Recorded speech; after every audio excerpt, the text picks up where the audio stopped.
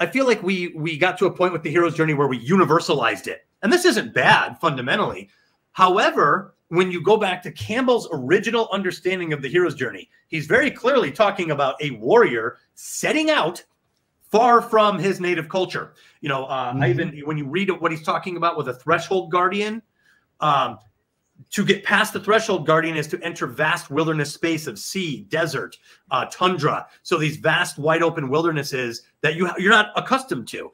So that's very different. You know, we may universalize that and say, well, heroines stay, you know, in British society in the 18th century, which is similar to going. What I'm saying is you're free of having to fit that in there. You know, you can go out on the journey. You can be a warrior. And by the way, there's nothing wrong with being a warrior. Every culture has warriors, and a warrior cultures only survive because of warriors. Let's be frank here. I mean, you know, it's like saying you don't need a wall. Just in the village, it's something. Boundaries are good. Defense is good. You know, police are good. I mean, these are things of a civilization. Warriors are good, right? Fundamentals. They can be, right? It's all about their purpose. Yes. Right. So yeah, exactly. What I'm saying is that the warrior role is something that society has to fulfill one way or the other, whether it is men or women.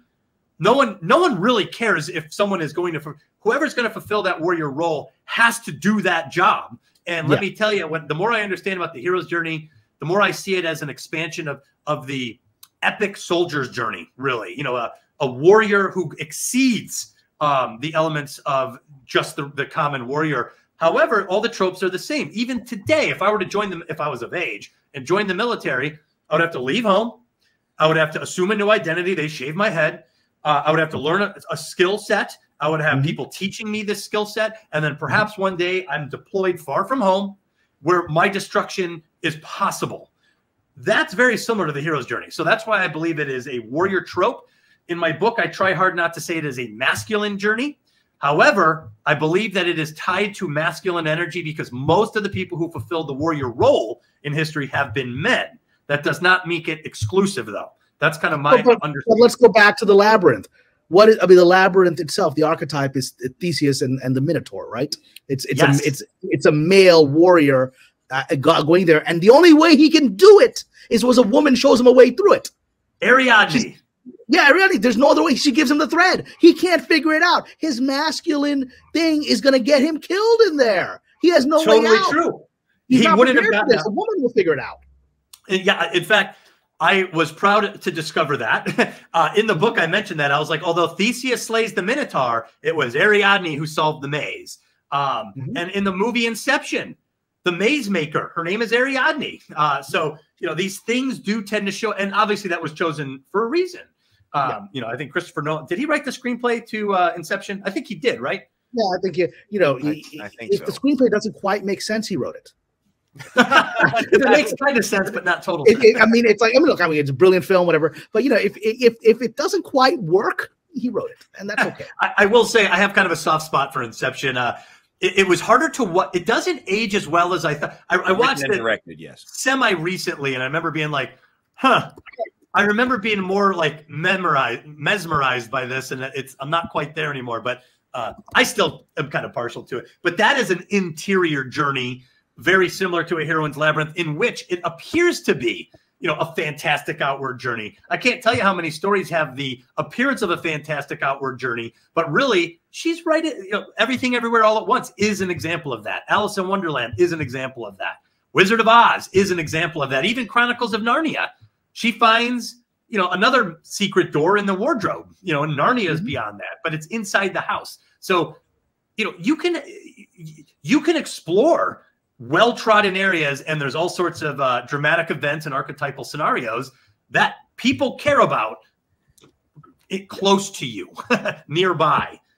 And we don't have to cover every single archetype, but I think the most important one is the labyrinth, because from this fundamental difference, and I had a couple debates on the idea that the heroine's labyrinth was a reskin of the hero's journey, just in different words.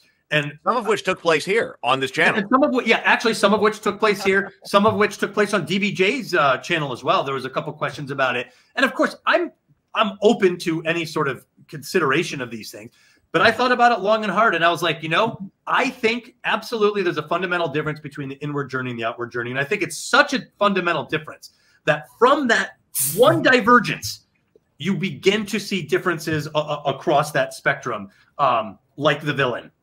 If you go out, the hero's journey almost always features a militant subjugator or culture destroyer. A militant, like Thanos, military. Vader and the Emperor, these are military guys. Grendel, Smaug, these are culture destroyers. They annihilate you, and they're dangerous. That is not who the heroines are facing in a lot of these stories. And I'll bring up a cool example. Ripley, I love Ripley. She pulls double duty. She goes on the hero's journey in that she leaves her native culture and she faces the distant dragon. In the first film, it's an alien, and in the second film, it's the queen alien. However, she's also surrounded by her native culture, and she also has to unmask a Minotaur, a homegrown villain of her native culture in both films. In the first one, it's Ash, and in the second one, it's Burke, obviously. So she pulls double duty. And she has to navigate labyrinths in both. First the spaceship, and then the base, as we saw in some of your clips, right? When she's got nuked.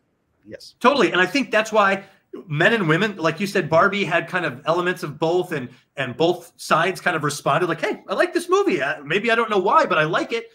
Aliens has that too. My mom, my wife, they love Alien and Alien. So there is something there for both that, and even in Alien, I realized that idea of making it to the center of the maze to find out secrets.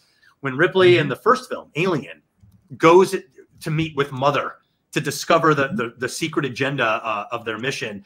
That's it. And then who's there? Right when she discovers Ash is sitting right next to her, and they have to have a confrontation. But Ripley has to confront two villains, both archetypal villains, and she beats both in both films.